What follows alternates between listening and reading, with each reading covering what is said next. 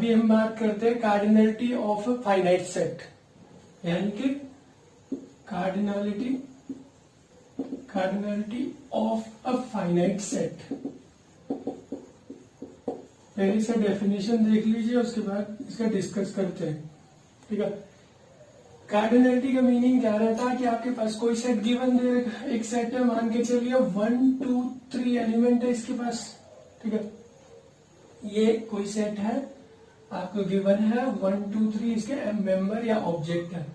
तो इसके पास कितना पोटेंशियल है या इसके पास टोटल नंबर ऑफ एलिमेंट कितना है वो आपने काउंट कर देना, 1 2 3 और वही क्या हो जाएगी, इसकी कार्डिनलिटी हो जाएगी सेट की। ठीक है, यानी कि total number of distinct object in a set is called cardinality of a set. Distinct में मेंशन करने का जरूरत नहीं पड़ता क्योंकि हम सेट के बारे में बात कर रहे हैं। तो सेट की डेफिनेशन में पहले ही कह चुका है कि वो डिस्टिंक्ट रहेगा।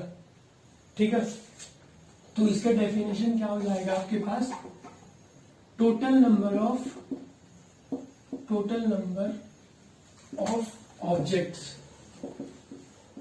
in a set, in a finite set is called cardinality of a finite set।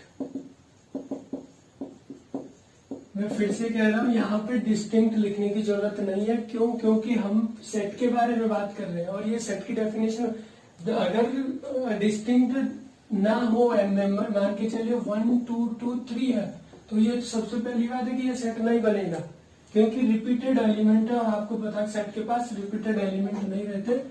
तो ये डेफिनेशन हो जाएगा और नोटेशन क्या रहेगा इसका, डिनोटेड बाय कार्डिनलिटी दिस और दिस। ये आपके फाइनाइट सेट की कार्डिनलिटी हो जाएगी। अगर एग्जांपल लेके चले हम कुछ, इसके लिए कुछ एग्जांपल की बात करें तो ये कोई एग्जांपल है, कोई सेट है final A equal to collection of all the real number which satisfy the property x² - 3x + 2 = 0। मुझे इस सेट की कार्डिनलिटी के बारे में बात करनी है। तो सबसे पहले मुझे ये जो सेट दे रखा है ये किस फॉर्म में दे रखा है, सेट बिल्डर मेथड में। पहले इसको लिस्टिंग मेथड में कन्वर्ट कर देना, तब जाके आप इसकी कार्डिनलिटी बता सकते हैं। तो लिस्टिंग मेथड में कन्वर्ट करने के लिए आपको क्या करना पड़ेगा, इस इक्वेशन को सॉल्व करना पड़ेगा क्योंकि इस सेट के अंदर वो सारे एलिमेंट जा रहे हैं जो क्या कर रहे हैं, आपके इस प्रॉपर्टी को सेटिस्फाई कर रहे हैं। तो मैं सबसे पहले अगर बात करूं x² - 3x + 2 = 0 को सॉल्व करने की, ठीक है, तो मैं इसको फैक्टर बना दूंगा, x² - 2x - x + 2 = 0। इस टाइप से आप सॉल्व करते किसी भी इक्वेशन को उसका रूट फाइंड करने के लिए। तो ये क्या हो जाएगा आपके पास, x - 2 माइनस कॉमन ले लीजिए, -1 मतलब x - 2 = 0। तो यहां से आपको क्या मिल जाएगा, यहाँ से आप x - 2 को कॉमन करिए, यहाँ पे x बच जाएगा और ये हो जाएगा = 0। यानी कि इस इक्वेशन के आपको दो रूट मिल रहे जो कि क्या क्या आपके पास 2 and 1। ठीक है, तो हमारा जो सेट बनेगा फाइनली लिस्टिंग मेथड में वो क्या रह जाएगा आपके पास, वो सारे रियल नंबर जो इस इक्वेशन को सेटिस्फाई कर रहे हैं। तो यहाँ पे 1 and 2 एलिमेंट बन जाएंगे। तो इस सेट की जो कार्डिनलिटी रहेगी वो क्या रहेगी आपके पास, cardinality of this set equal to कितना बन जाएगा, 2। ठीक है, तो ये किसी भी फाइनाइट सेट की कार्डिनलिटी इस टाइप से आप फाइंड कर सकते हैं। सिंपल सा मीनिंग है, आपको सेट गिवन है, उस सेट के पास कितने नंबर ऑफ एलिमेंट है वही आपकी कार्डिनलिटी हो जाएगी। अब बात आती है कि इसका कार्डिनलिटी में मेंशन किया हुआ है कि cardinality of a finite set, मतलब क्या इनफाइनाइट सेट के बारे में, क्योंकि हमने जो सेट पढ़ा है तो सेट के पार्ट अलग अलग थे इसके, लेकिन हमने मेनली क्या पढ़ा, फाइनाइट एंड इनफाइनाइट सेट। दो टाइप से बात की थी, उसके अंदर कुछ और भी थे तो वो तो पहली क्लास में हो चुका, लेकिन हम कार्डिनलिटी किसकी बात कर रहे हैं, फाइनाइट की। और इसका मतलब क्वेश्चन आता है क्वेश्चन बनता है कि क्या इनफाइनाइट सेट की कार्डिनलिटी नहीं होगी, फिर अगर होगी तो किस टाइप से बात करेगा। तो इनफाइनाइट सेट की भी कार्डिनलिटी रहेगी और डेफिनेशन तो है ही टोटल नंबर ऑफ एलिमेंट। लेकिन अगर मैं किसी इनफाइनाइट सेट के बारे में बात करता हूँ, मान के चलिए नेचुरल नंबर के बारे में बात कर रहे हैं, तो नेचुरल नंबर 1 2 3, अब तो आपको पता नेचुरल नंबर का सेट किस टाइप से बनता, 1 2 3 एंड सो ऑन। यानी कि आप इसको काउंटिंग प्रोसेस में तो डाल पा रहे हो, लेकिन क्या आप टोटल नंबर ऑफ एलिमेंट नहीं बता पाओगे, क्योंकि ये तो चलता रहेगा। ठीक है, तो जो डेफिनेशन थी, जो डेफिनेशन जो फाइनाइट सेट के लिए टोटल नंबर ऑफ एलिमेंट, लेकिन यहाँ पे नहीं है। तो इनफाइनाइट सेट की कार्डिनलिटी की भी अलग से बात की जाती है, और अलग से बात क्या की जाती है कि इसका जो कार्डिनलिटी, इनफाइनाइट सेट दो टाइप से डिवाइड कर लिया जाता है, काउंटेबल इनफाइनाइट और अनकाउंटेबल सेट, जिसकी बात की थी हमने। तो काउंटेबल इनफाइनाइट सेट जो रहेंगे उसकी कार्डिनलिटी आपके पास क्या दे दी जाती है, अलिफ नॉट। ठीक है, ये एक नंबर दिया, ये एक नोटेशन दिया जाता है जिसमें काउंटेबल इनफाइनाइट सेट की कार्डिनलिटी मेंशन करी जाती है। और जो दूसरा सेट रहता है जैसे real number type, set of real number, यानी कि रेशनल और इरेशनल नंबर का कॉम्बिनेशन, यानी टोटल नंबर जो आपका क्या हो जाएगा, रियल नंबर बन जाएगा। तो इस टाइप का नंबर, इस टाइप के सेट को आप काउंटिंग प्रोसेस में नहीं डाल सकते हो।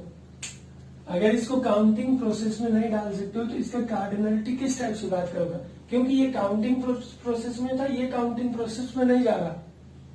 तो ये क्या हो जाएगा, ये अनकाउंटेबल सेट होता है। आपको पता, अनकाउंटेबल सेट की भी कार्डिनलिटी फिक्स कर दी जाती है, जिसका नाम रहता है कंटिन्यूम।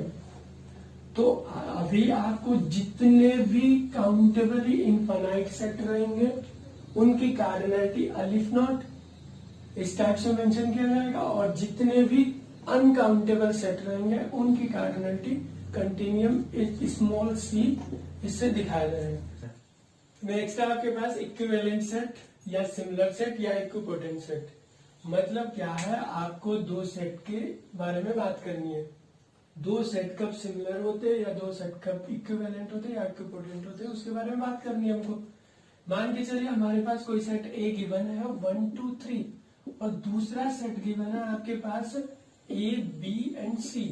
ठीक है, तो ये दोनों सेट सिमिलर कब रहेंगे उसके बारे में बात करना।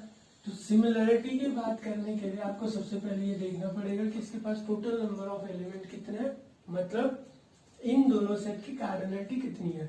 Total number of element equal to 3 है, total number of element equal to कितना है, यहाँ पे भी 3। तो इसका मतलब है जब भी दो सेट की कार्डिनलिटी सेम रहेगी तो वो दोनों सेट इक्विवेलेंट सेट हो जाएंगे या सिमिलर सेट हो जाएंगे। मैटर नहीं करता कि आपके एलिमेंट क्या है, बस मैटर सिर्फ इतना करता है कि आपके पास एलिमेंट कितने हैं। तो ये क्या हो जाएगा, आपके पास ए इज सिमिलर टू बी, मतलब कार्डिनलिटी ऑफ ए और बी दोनों बराबर है, इसीलिए आप इनको कह सकते हैं कि ये दोनों सेट सिमिलर है। अगर आप डेफिनेशन देखते हो इस चीज की, यानी कि सिमिलरिटी की डेफिनेशन की बात करें, two sets A and B are called similar set if and only if cardinality of A and B are same। यानी कि दो सेट ए और बी आपके सिमिलर सेट कहलाएंगे सिर्फ और सिर्फ कब, जब उन दोनों सेट की कार्डिनलिटी क्या हो जाएगी, सेम हो जाएगी। और इसका जो नोटेशन रहेगा, नोटेशन जो रहेगा आपका वो रहेगा ए इज सिमिलर टू बी और बी इज सिमिलर टू ए। आपके पास इक्वल सेट,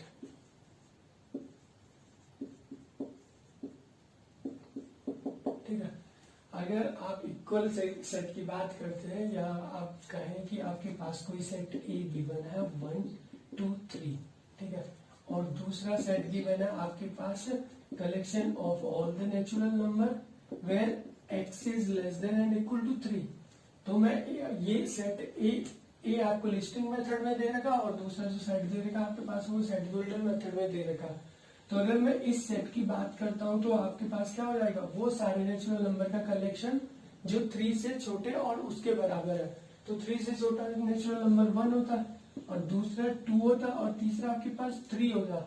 यानी कि कहने का मतलब है उसने इस सेट को, दिस इज नथिंग बट ए, जो आपका जो सेट बी लिखा हुआ था वो कुछ भी नहीं बल्कि वापस ए लिखा हुआ था। यानी कि ए बराबर क्या हो गया यहाँ पे बी। तो इस टाइप के सारे सेट क्या कहलाते हैं, इक्वल सेट कहलाते हैं। मतलब क्या है, कोई भी दो सेट इक्वल सेट कहलाएंगे जब उनके जो एलिमेंट होंगे या उनके जो ऑब्जेक्ट होंगे, मेंबर होंगे, वो दोनों के सेम हो।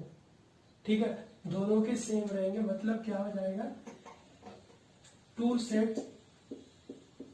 Sets A and B, A and B are called equal set if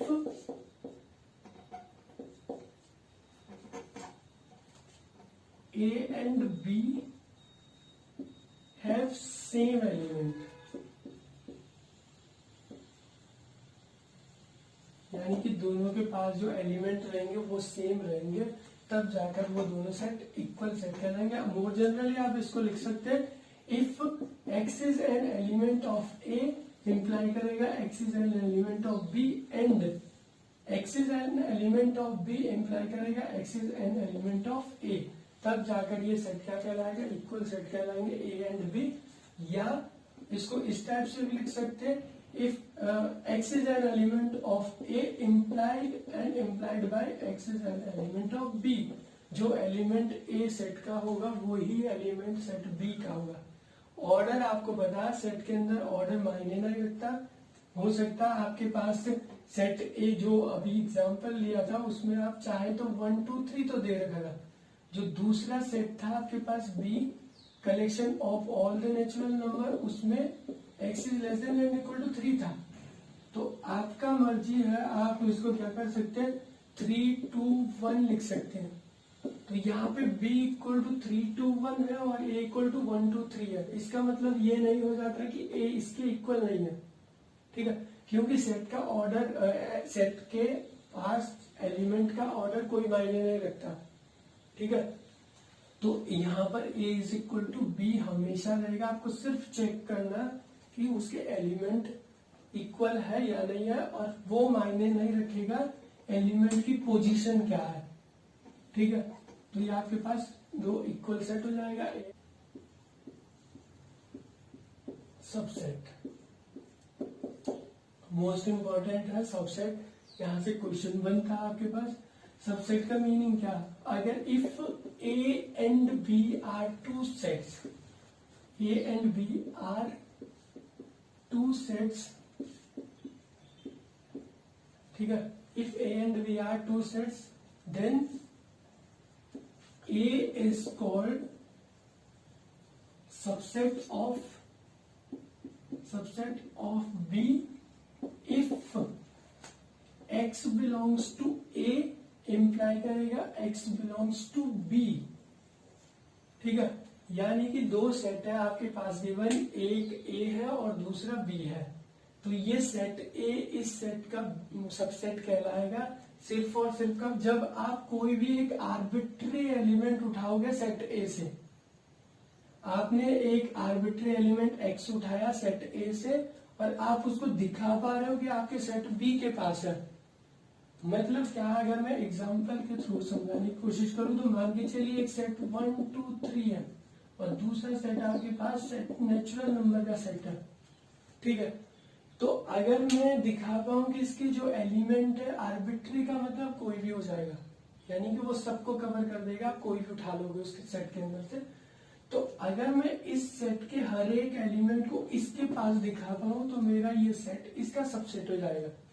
ठीक है, जैसे यहाँ पे 1 क्या है, नेचुरल ए सेट एक एलिमेंट है, तो क्या मैं इंप्लाई कर पा रहा हूँ कि मेरा 1 नेचुरल नंबर होता है, ऑब्वियसली 1 नेचुरल नंबर होता है। अब मुझे एक के लिए कंप्लीट हो गया, अब मैं दूसरे एलिमेंट के पास जाऊंगा, सेकंड एलिमेंट यहाँ पे क्या है 2। ठीक है, अब अगर मैं इस एलिमेंट की बात करता हूँ, क्या मैं इंप्लाई कर पा रहा हूँ कि ये नेचुरल नंबर रहता है, तो सबको पता कि 2 जो है आपके पास नेचुरल नंबर रहता। तो 2 एलिमेंट ए के मैं बी के पास दिखा पा रहा हूँ, क्या मैं लास्ट एलिमेंट को इसके पास दिखा पाऊंगा?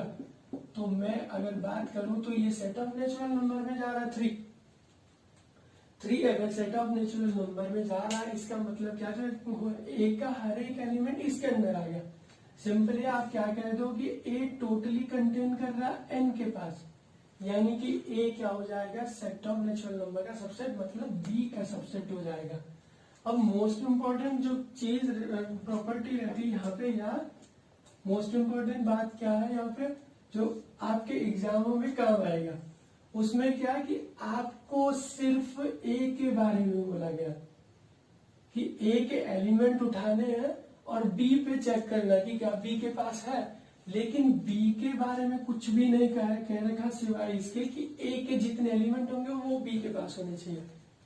मीनिंग सिर्फ इतना है कि बी के पास ए के बराबर एलिमेंट भी हो सकते हैं और कुछ एलिमेंट ऐसे भी हो सकते हैं जो ए के पास ना हो, उससे कोई मतलब नहीं है। यहाँ पे देख सकते हैं आप सेट ऑफ नेचुरल नंबर के पास तो इनफाइनाइट एलिमेंट है, 4 इसके पास है, 5 इसके पास है, लेकिन वो ए के पास नहीं है, तो वो मायने नहीं रखता। यानी कि आपका जो सुपर सेट है, यहाँ पर ये सुपर सेट है, उसके एलिमेंट मायने नहीं रखते, सिर्फ मायने क्या रखता है? इसके जो टोटल एलिमेंट है वो इसके पास होने चाहिए, तब जाकर ए आपका सबसेट कहलाएगा बी का। अगर इसका और दूसरा डेफिनेशन के बारे में बात की जाए, ये जो था आपके पास सबसेट के बारे में हम बात कर रहे थे। सबसेट क्या रहता है? ए और बी दो सेट दे रखे थे आपके पास, सेट, ठीक है। A is subset of B if X is an element of A, imply करेगा X is an element of B. एक डेफिनेशन तो ये रहेगी आपके पास। डेफिनेशन क्या रहेगी सबसेट की? अगर आप बात करना चाहो तो सेकंड डेफिनेशन होगा, if there does not exist any x in A such that x is not a member of B, then x A is called subset of B. ठीक है, इसका मीनिंग क्या है कि अगर आपके ए के पास कोई भी एलिमेंट ऐसा नहीं है जो बी के पास नहीं है, मतलब समझिए अगर ए के पास कोई भी ऐसा एलिमेंट नहीं है जो कि बी के पास नहीं है, तो वो ए जो है सबसेट बन जाएगा बी का। मतलब अगर आप समझना चाहते हो तो एक एग्जांपल ये देख लीजिए 1 2 और दूसरा v इक्वल टू 2 3 4। इस डेफिनेशन का यूज करके क्या मैं इसको सबसेट दिखा पा रहा हूं या नहीं दिखा पा रहा हूं, वो चीज देखना मैंने। ठीक है, यहां पे मेरे पास वो कह रहा है कि अगर आपके ए के पास ऐसा एलिमेंट नहीं है जो बी के पास नहीं है, ठीक है, मतलब क्या है, यहां पे मुझे 1 दिख रहा, 1 एक एलिमेंट दिख रहा जो कि बी के पास नहीं है, 1 is not a member of B. लेकिन इसका मतलब समझिए, इसका देयर डज नॉट एग्जिस्ट, इसका मीनिंग है देयर डज नॉट एग्जिस्ट, लेकिन यहाँ पे एक एलिमेंट ऐसा एग्जिस्ट कर रहा है, इसका मतलब है ए सबसेट नहीं बन जाएगा इसका, बी का। A is not a subset of B.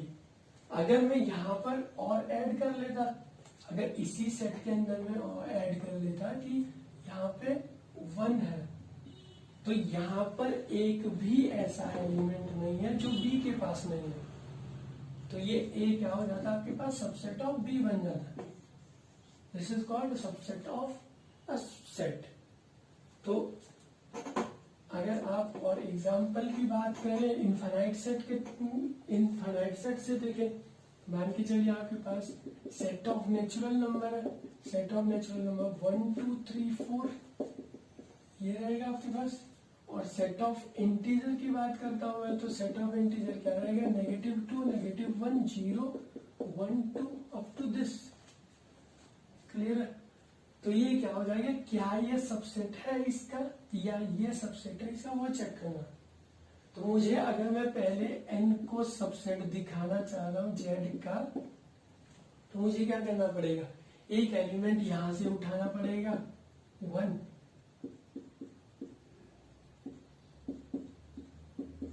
और इसी को z के पास दिखाना पड़ेगा। ठीक है, वो जो कि है, अगर मैं 2 को दिखाता उठाता हूं तो 2 यहाँ पे होता, 3 को उठाता हूं तो ये यहाँ पे मिलेगा, यानी कि सेट ऑफ नेचुरल क्या होता है आपके पास, पॉजिटिव इंटीजर होता है। तो इम्प्लाई क्या कर जाएगा आपके पास, set of natural number is a subset of integer. ठीक है, लेकिन यहाँ पे बात आती फिर टाइप ऑफ, अगर मैं बात करूं टाइप ऑफ सबसेट की, तो टाइप ऑफ सबसेट में आपके पास है फिर से मेरे को डेफिनेशन के अंदर जाना पड़ेगा। डेफिनेशन के अंदर क्या बात कर रहा कि A is a subset of B if X is an element, arbitrary element of A imply करेगा X is an element of B। अब इस चीज पे ध्यान दीजिए, यहीं से टाइप ऑफ सबसेट निकलेगा। X is an element of A imply करेगा X is an element of B। B के बारे में मेंशन नहीं करा है B का साइज क्या रहेगा, लेकिन इतना कंफर्म है कि इसके जो सारे एलिमेंट होंगे वो इसके पास तो रहेंगे। तो दो पॉसिबिलिटी निकल के आती है एग्जांपल के थ्रू। अगर हम बात करें A इक्वल टू 1 2 3, मान के चलिए आप सुपर सेट बना रहे हो इस A के लिए, सुपर सेट आप B बनाने की कोशिश करोगे तो आप B पे क्या करोगे, सबसे पहले आपके पास ये सोचने को आएगा कि आप 1 को रखना पड़ेगा आपको अगर सबसेट बनाना चाह रहे हो, 2 को रखना पड़ेगा अगर आप सबसेट बनाना चाह रहे हो, और 3 को भी रखना पड़ेगा अगर आप सबसेट बनाना चाह रहे हो। इसके बाद आपके ऊपर कोई बाउंडेशन नहीं है, आप क्या इसके साथ और क्या करोगे। हो सकता है आप यहीं पे इसको क्लोज इनक्लोज कर दो, या हो सकता है कोई सोचे कि मैं यहाँ पे क्या कर रहा हूँ 1 2 3 4 एक और एलिमेंट रखूं, या कितने ही एलिमेंट क्यों ना रख दो। तो यहाँ पे दो टाइप से अलग बात करता है, एक तो इस टाइप से बात करेगा और एक इस टाइप से बात करेगा। तो अगर आप देखें तो ये अलग डिफरेंट टाइप बनने जा रहा है। यहाँ पे जितने एलिमेंट सेट के पास है उतने ही एलिमेंट आपके सबसेट के पास भी है, ठीक है। और यहाँ पे सबसेट के पास सेट से एग्जैक्टली कम एलिमेंट है। तो उसमें देखते हैं टाइप ऑफ सबसेट में सबसे पहले आपके पास क्या आ जाता है, प्रॉपर सबसेट और इम्प्रॉपर सबसेट, ठीक है। तो अगर मैं पहले बात करूं प्रॉपर सबसेट के बारे में, तो प्रॉपर सबसेट के बारे में क्या रहेगा आपके पास, प्रॉपर सबसेट सबसेट में क्या रहेगा, if A is subset of B and if there exists x in B, there exists x in B such that x is not an element of A। मतलब क्या है, अगर इस B के पास at least एक एलिमेंट ऐसा एग्जिस्ट कर जाए जो A के पास ना हो, सिंपल सा मतलब है इसका साइज बड़ा हो गया इससे, तो ये जो A रहेगा आपके पास ये प्रॉपरली कंटेन हो जाएगा B के अंदर। इसका मतलब क्या हो जाएगा, then A is called proper subset of B। मतलब है कि आपके पास ये प्रॉपर सबसेट हो जाएगा B। जैसे आप एक एग्जांपल ले लीजिए, A इक्वल टू 1 2 और B इक्वल टू 1 2 3, यानी आप देख पा रहे हैं इसके दोनों के दोनों एलिमेंट यहाँ पे तो है, लेकिन B के पास एक एलिमेंट ऐसा है जो A के पास नहीं है। इसका मतलब क्या हो जाएगा, ये क्या हो जाएगा आपके पास प्रॉपर सबसेट कहलाएगा, ठीक है। अगर मैं दूसरा रिजल्ट की बात करूं, जैसे आप इम्प्रॉपर सबसेट की बात करोगे, तो इम्प्रॉपर सबसेट में क्या होता है वो चीज सेट का इम्प्रॉपर सबसेट, इम्प्रॉपर सबसेट का मीनिंग क्या हो जाएगा या इसका डेफिनेशन क्या वो देखते हैं। If A and A are two sets,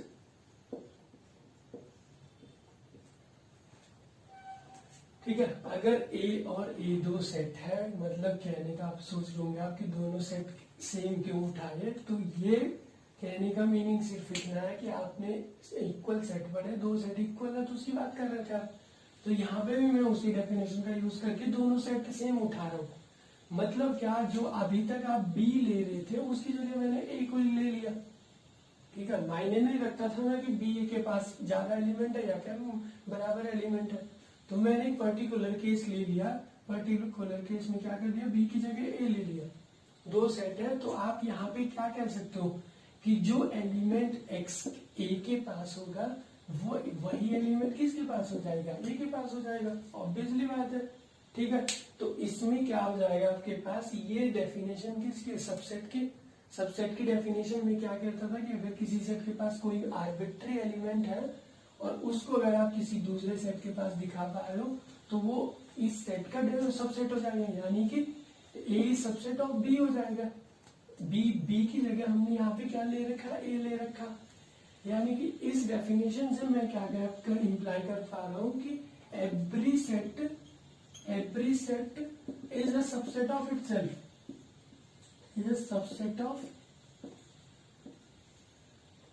every set is a subset of itself। यहाँ पे इम्प्लाई क्या कर पा रहे हैं हम इसको, इस चीज को देखते हुए कि every set is a subset of itself, मतलब क्या है कि कोई भी सेट अपने खुद का भी एक सबसेट रहेगा और इस टाइप के सबसेट को ही क्या क्या देते हैं, एंड कॉल्ड इम्प्रॉपर सबसेट। तो हम किस चीज के बारे में बात कर पा रहे हैं कि प्रॉपर सबसेट और इम्प्रॉपर सबसेट। नेक्स्ट आएगा आपके पास एम्प्टी सेट के बारे में बात कर रहे हैं। ये अभी तक जो ए और बी ले रहे थे हमने अभी इनको आर्बिट्री लिया, एम्प्टी भी हो सकता है, नॉन एम्प्टी भी हो सकता है, ठीक है। अगर मैं थर्ड केस की बात करूं, एम्प्टी सेट के बारे में बात करूं, ठीक है। If A equal to empty set and B equal to empty set, ठीक है।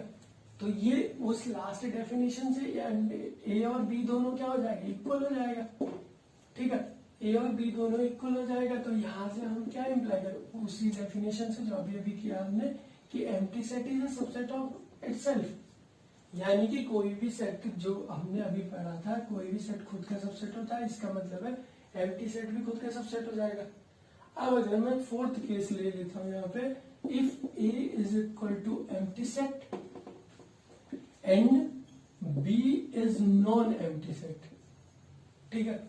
यानी कि ए एक एम्प्टी सेट है, बी नॉन एम्प्टी सेट है, तो क्या ये सबसेट बन पाएगा इसका, या ये इसका सबसेट बनेगा, वो चीज देखना। तो मैं जो सबसेट की जो दो डेफिनेशन लिखी थी, पहली definition if X is an element of A imply करेगा X is an element of B, मतलब क्या हो जाएगा, A is a subset of B था। और जो दूसरी डेफिनेशन थी हमारे पास, दूसरी डेफिनेशन क्या थी, if there does not exist any x in A, ठीक है। If there does not exist any x in A such that x is an element of B, तब ये ए क्या हो जाता था, इसका सबसेट हो जाता था, ठीक है। उसी का यूज कर सकता हूं मैं, क्योंकि आपको पता है एम्प्टी सेट का मतलब है उसके पास कोई भी एलिमेंट नहीं है, आपको कोई भी एलिमेंट नहीं है, इसका मतलब आप क्या कहोगे, there does not exist any x in A, यानी एम्प्टी सेट के पास कोई भी एक एलिमेंट नहीं है जिसको आप क्या कर पाओ, यहाँ पे इस टाइप से बात कर पाओ, जिसको आप बी के पास ना दिखा पाओ।